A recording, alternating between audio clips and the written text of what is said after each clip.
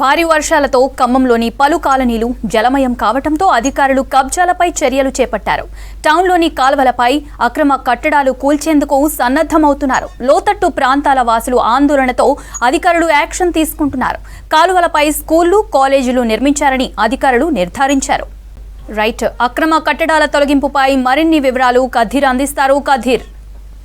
ఉమ్మడి ఖమ్మం జిల్లా వ్యాప్తంగా గత 12 రోజుల నుంచి నిర్విరామంగా వర్షాలు కురుస్తూనే ఉన్నాయి. దాని కారణంగా అనేక లోతట్టు ప్రాంతాలన్నీ కూడా నీట మునిగిపోవడం జరిగింది. ఎక్కువగా ఎఫెక్ట్ అయిన ప్రాంతాల్లో మధిర, పాలేరు, ఖమ్మం నగరం ఎక్కువగా ఎఫెక్ట్ అయింది. దాని కారణంగా అనేక మంది అక్కడ వారి ఇళ్లను కోల్పోవడం జరిగింది. ఆస్తి కూడా భారీగా నష్టం వాటిల్లింది. దాని కారణంగా అనేక మంది ఇప్పుడు వరద బాధితులుగా మారిపోయి ఇప్పుడు పునరావాస కేంద్రాల్లో నివాసం ఉంటున్న పరిస్థితి కనిపిస్తూ ఉంది. అయితే నిన్నటి నుంచి ఒక ఇష్యూ అనేది ప్రధానంగా నడుస్తూ ఉంది. ఆ ఇష్యూ ఏంటంటే, ఏదైతే కోర్టు సమీపంలో ఉన్న సిఆర్జీ టవర్ ఉందో దాని పక్కనే ఉన్న కాలువ ఏదైతే ఉందో ఆ కాలువకు సంబంధించిన ఆక్యుపేషన్ జరిగింది. దాని కారణంగానే ఎక్కువగా ఎగువకు వరద పోటెత్తుతుంది అని చెప్పేసి స్థానికంగా ఉన్న ప్రజానికం ఆరోపిస్తూ ఉంది. దాని కారణంగానే అనేక మంది ఈరోజు ఇండ్లను కోల్పోయే పరిస్థితి, ఇళ్ళు కోల్పోయే పరిస్థితి, ఆర్థిక నష్టం వాటిల్లే పరిస్థితి వచ్చిందని చెప్పేసి స్థానికంగా ఉన్న పేద వర్గాలు ఏదైతే ఉన్నా పేద వర్గాలన్నీ కూడా ఈ సిఆర్జీ టవర్ దగ్గరకు వచ్చి కాలువ దగ్గర రోడ్డుపై బైఠాయించడం జరిగింది. బైఠాయించి వీళ్ళు ఎవరైతే కబ్జా చేశారో ఆ కబ్జాలన్నీ కూల్చాలని చెప్పేసి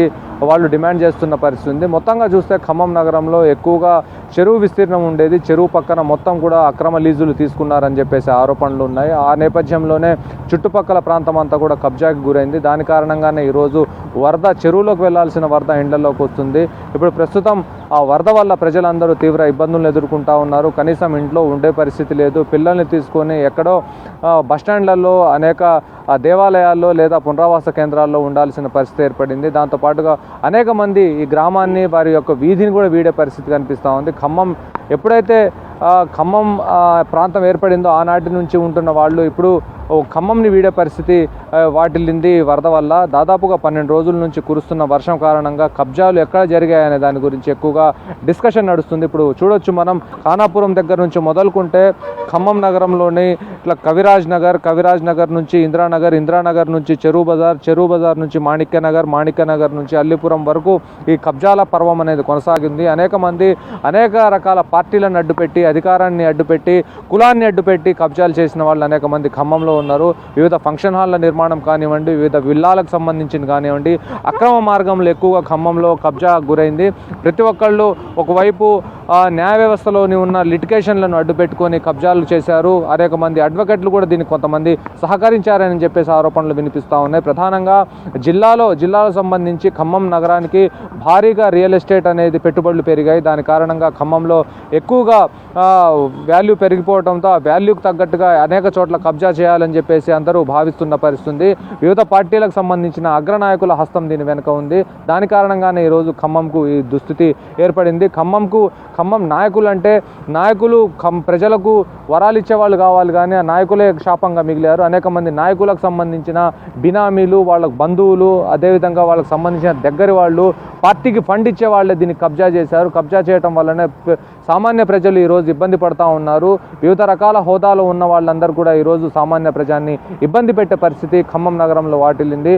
వీళ్ళపైన చర్యలు తీసుకోవాలని చెప్పేసి అధికారులు భావిస్తూ ఉన్నారు. కానీ అదే ఏ అధికారం అడ్డొస్తుందో, ఏ నాయకుడు మళ్ళీ రేపటి రోజున వీళ్ళకు రికమెండ్ చేస్తాడో అని చెప్పేసి అధికారులు కూడా భయపడుతున్న పరిస్థితి కనిపిస్తూ ఉంది. ఒకవైపు బఫర్ జోన్ అంటూ, FTL అంటూ తెలంగాణ రాష్ట్ర ప్రభుత్వం ఇప్పుడు చాలా సీరియస్గా ఉన్న నేపథ్యంలో ఇవన్నీ కూడా బయటకు వస్తూ ఉన్నాయి. ఎవరైతే గత పాలకులు ఉన్నారో ఆ పాలకుల హయాంలో ఈరోజు భారీగా కబ్జాలు చేసినట్టు, కాలువలను ఆక్రమించినట్టుగా, చెరువులను కబ్జా చేసినట్టుగా తెలుస్తూ ఉంది. విస్తీర్ణం ఎంతైతే ఉందో ఆ విస్తీర్ణంలో పావువంతు భూమి కూడా మిగలలేదు. దాని కారణంగానే ఈరోజు వరద వచ్చి ఖమ్మానికి ఇలాంటి దుస్థితి ఏర్పడింది. ఖమ్మం అనేది హైట్లో ఉంటుంది. ఎప్పుడు ఎలాంటి వరదలు వచ్చినా కానీ ఖమ్మం ఎప్పుడైతే ఏర్పడిందో ఆనాటి నుంచి ఇంతవరకు ఇలాంటి వరద రాలేదని చెప్పేసి ఎవరైతే సీనియర్ సిటిజన్స్ ఉన్నారో వాళ్ళు చెప్తా ఉన్నారు.